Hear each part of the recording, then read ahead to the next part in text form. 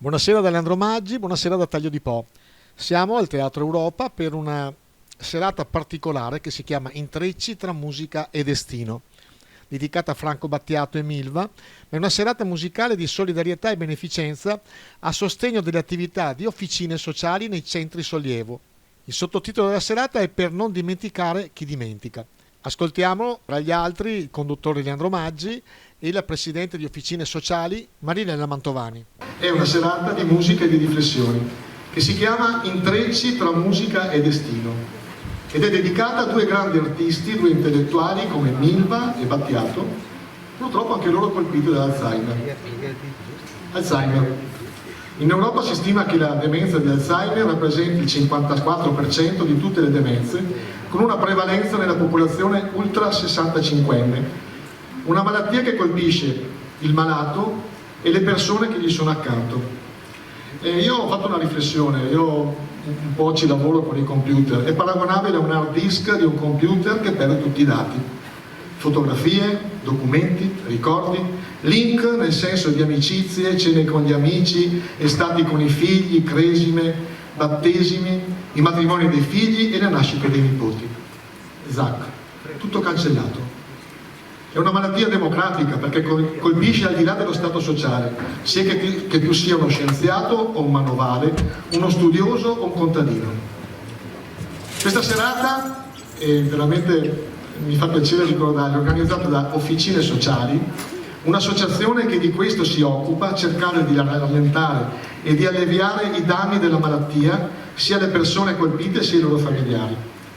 È una serata in collaborazione con l'Associazione Città della Musica, che poi dopo sentiremo, con l'amministrazione comunale di Taglio di Po e con il patrocinio dell'ULS 5 Polesana. Detto questo, questo è il mio piccolo preambolo, però Officine Sociali hanno detto una cosa importante e ho il piacere di chiamare qua sul palco con me Marinella Mantovani di questa associazione, la Presidente. Naturalmente è giusto accoglierla, lei, tutti i volontari, tutte le persone che questa sera cercheranno di allietarvi, di fare una cosa leggera ma anche di riflessione. Signori, Marinella Mantovani.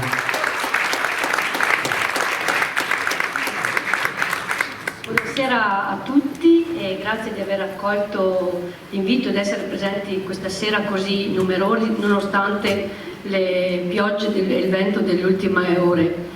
Quella di stasera è una serata di buona musica, di solidarietà, di coinvolgimento emotivo, di conoscenza, una serata di sensibilizzazione sulla presenza della malattia appunto dell'Alzheimer, in cui ci raccontiamo come associazione e ringraziamo chi crede in noi e ci sta vicino, incominciando dalle istituzioni presenti in sala.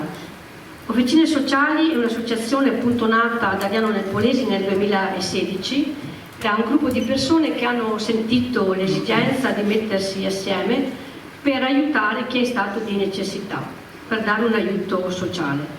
Abbiamo scelto di essere vicino appunto alle famiglie Alzheimer, perché di fronte ad una malattia che è ancora poco conosciuta dal punto di vista medico-scientifico, ma a cui i numeri appunto crescono in modo esponenziale, l'unica cosa concreta che come volontariato possiamo fare è quella appunto di stare vicino alle famiglie. Vogliamo concludere questo ricordo in musica proprio con questa canzone meravigliosa che ci induce, seppure inconsciamente, a realizzare un parallelismo tra i passati e gli attuali scenari russi e conseguentemente ai venti di guerra provenienti dall'est Europa e che vedono oggi la Russia in guerra contro l'Ucraina. Prospettiva Nevsky.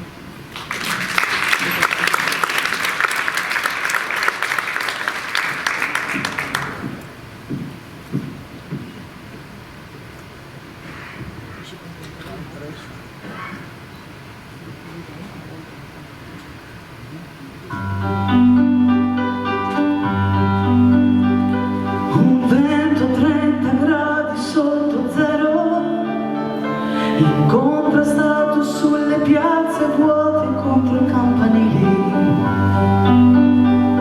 a tratti come raffiche di mitra, disintegrave come oli di neve,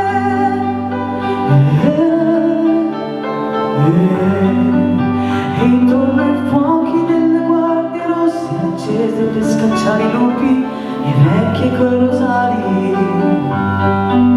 e intorno ai fuochi per guardie rosse accese per scacciare i lupi, i vecchi coi rosari. Sui gradini di una chiesa aspettavamo che finisse messa, uscissero le donne,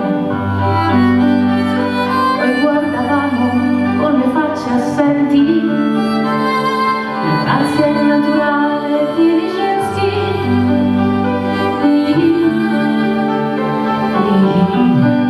E poi di lui si innamorò perdutamente il suo impresario e dei balletti russi. E poi di lui si innamorò perdutamente il suo impresario e dei balletti russi.